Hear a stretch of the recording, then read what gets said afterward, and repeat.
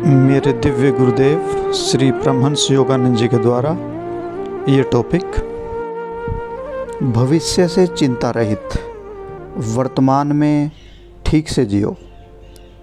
यदि उस पार कोई जीवन है मृत्यु के बाद और आपने यह जीवन ठीक से जी लिया है, तो आप उस अच्छाई को अगले जीवन में लेकर जाएंगे। यदि आप इस जीवन में ठीक से नहीं जिए, तो आप अब के पश्चात तथा अपने अगले जन्म में भी अपने अनुचित कार्यों के परिणाम भुगत रहे होंगे। यदि उस पार कोई जीवन न हो, तो भी अनियमित व्यवहार तथा अनुचित कार्यों के परिणाम स्वरूप जीवन के अंत तक दुखी दयनीय अवस्था में जीने की अपेक्षा इस जीवन को सही ढंग से जी लेना कहीं श्रेष्ठतर और संतोषजनक है। एक बार एक नास्तिक मुझसे बात करने आया। उसने मुझे बताया कि वह मृत्यु के उपरांत के जीवन में विश्वास नहीं करता। यह उसका दृढ़ विश्वास था कि जब हम मर जाते हैं तो वह हमारे अस्तित्व का अंत होता है। मैंने कहा, क्या तुम निश्चयपूर्वक जानते हो, मान लो मृत्यु के उपरांत जीवन है, तो क्या वर्तमान में ठीक ढंग से जीना क्या अधिक अच्छा नहीं है? तब यदि मृत्यु उपरांत जीवन है, तो आपको आपके अच्छे कार्यों के लिए पुरस्कार दिया जाएगा। मृत्यु के बाद जीवन न हो, तो भी इसी जीवन में आंतरिक शांति और प्रसन्नता पाएंगे, यदि आप इसे भली भांति जीते हैं। हम उद्देश्यहीन उत्पाद प्रोडक्ट नहीं हैं। हम अंध सद्भावना के उत्पाद नहीं हैं। हम अत्यंत बुद्धिमान रचनाएं हैं। अतः यह तर्कपूर्ण है कि किसी महान बुद्धि ने हमें रचा होगा। इसके विषय में कोई संदेह नहीं है। और निश्चित रूप से एक बुद्धिमान ईश्वर इतनी सारी असमानताओं सहित हमें बुराई को त्यागने और भलाई को अभिव्यक्त करने के समान अवसर प्रदान किए बिना हमें पृथ्वी पर नहीं लाते। वे हमें समय देंगे जिससे उस भलाई का अभ्यास किया जाए और सही कर्मों के आशीर्वाद प्राप्त किए जाएं। धर्मशास्त्रों अथवा दिव्य नियमों का पालन करने का क्या उपयोग है, यदि यही जीवन ही अंत है? ईश्वर का प्रेम और न्याय कहाँ है, यदि मृत्यु के उपरांत कुछ थोड़े से गिने चुने लोगों के लिए स्वर्ग है तथा त्रुटिग्रस्त के लिए नरक की शाश्वत यातनाएं हैं?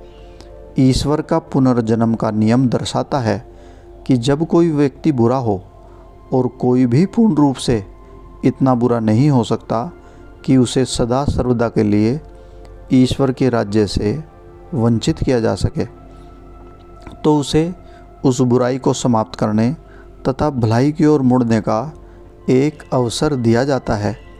बुराई एक प्रतिरोपण की भांति है। यह मनुष्य में कोई अस्थायी गुण नहीं है, क्योंकि प्रत्येक मनुष्य ईश्वर की संतान है।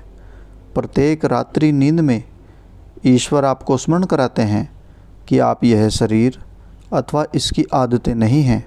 आप स्वतंत्र हैं, आप प्रसन्न हैं।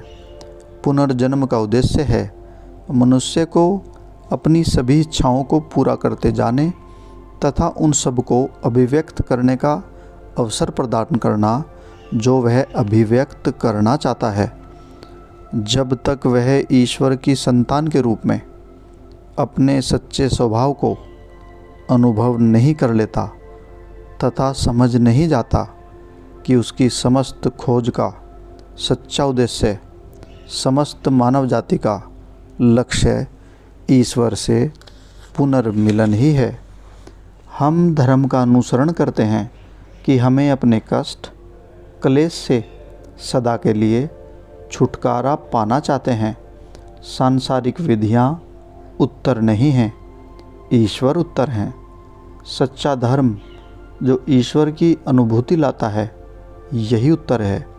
अतः अब समय है जाग जाने का, बुद्धि की तलवार से और सभी बुरी आदतों को काट डालें। आप में से अधिकतर उन नौकरों के विषय में बाइबल की कहानी जानते होंगे जिन्होंने उस समय कार्य करना बंद कर दिया था जब उनका स्वामी बाहर चला गया था। उनमें से केवल एक ने अपना कार्य जारी रखा। तब स्वामी अचानक लौटा और देखा कि क्या हुआ है, तो उसने सभी अन्य सेवकों को हटा दिया था और उसे पुरस्कार दिया जिसने अपने उत्तरदायित्वों को निभाना जारी रखा था।